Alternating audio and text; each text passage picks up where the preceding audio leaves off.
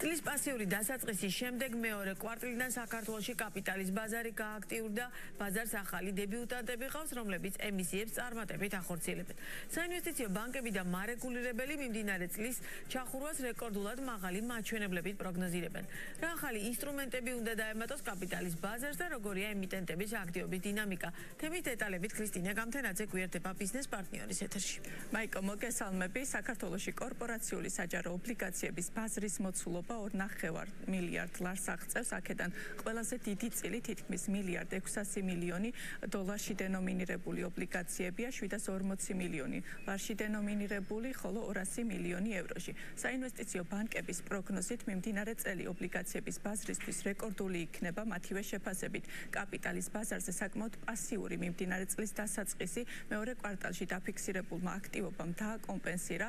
აღსანიშნავია, რომ კაპიტალის ბაზარზე ბოლო პერიოდში გამოჩნდა რამდენიმე დებიუტანტიც, რომლებმაც ობლიგაციები პირველად გამოუშვეს. აქედან გამომდინარე უნდა ითქვას, რომ ბაზარი საკმაოდ დივერსიფიცირებულია. ემისიების ზომის მიხედვით თუ ვიმსჯელებთ კაპიტალის ბაზარზე, ამ ეტაპზე ავტოინდუსტრია, საფინანსო და რითეილ სექტორი დომინირებენ.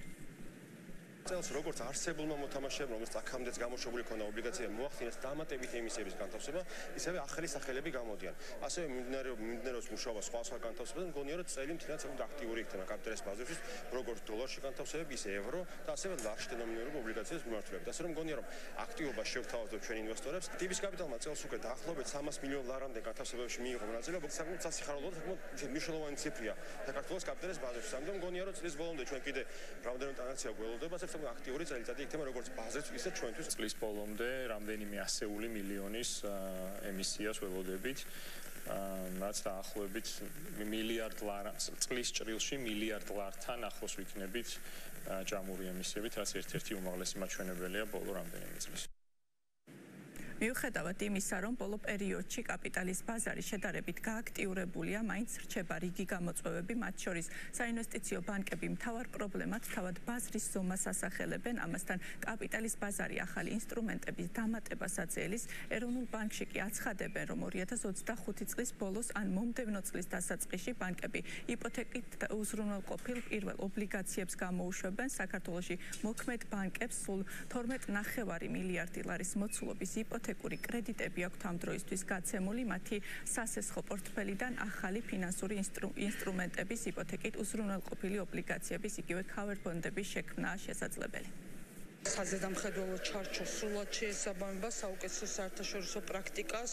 პრაქტიკულად ყველა ევროკავშირის დირექტივა ამ მხრივ იმპლემენტირებულია, რაც რა თქმა უნდა კაპიტალის ბაზრის ნდობას ინვესტორების მხრიდან, ისევე როგორც ემიტენტების მხრიდან ზრდის.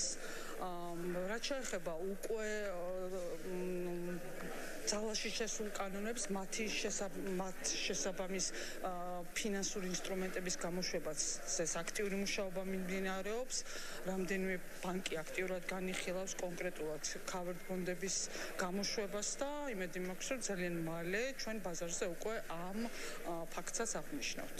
ეკონომიკის ზომა არის მთავარი გამოწვევა, მე რომ გითხრათ, იმიტომ რომ ჩვენ ხედავთ, რომ უფრო და უფრო მეტი კომპანია კითხულობს თუ რა უნდა გააკეთოს, რა ხელა უნდა იყოს, რა ზომის უნდა იყოს, რას უნდა აკმაყოფილოს და შეძლოს ემისიის გაკეთება. აქედან გამომდინარე ინტერესი მართლა არსებობს ქართულ კომპანიაში, ყველა ხვდება რომ ის ფაქტი, რომ მათ კაპიტალის ბაზარზე გამოსვლა დივერსიფიკაციის საშუალება აქვს, თავის დაფინანსების წყაროები მნიშვნელოვანია.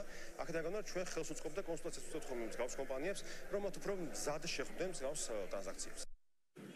ცნობისთვის გეტყვით, რომ იპოთეკით დაცული ობლიგაციების გამოშვების შესაძლებლობა ბაზარზე 2022 წლის დეკემბერში პარლამენტის მიერ უზრუნველყოფილი ობლიგაციების შესახებ კანონის მიღებით გახდა შესაძლებელი.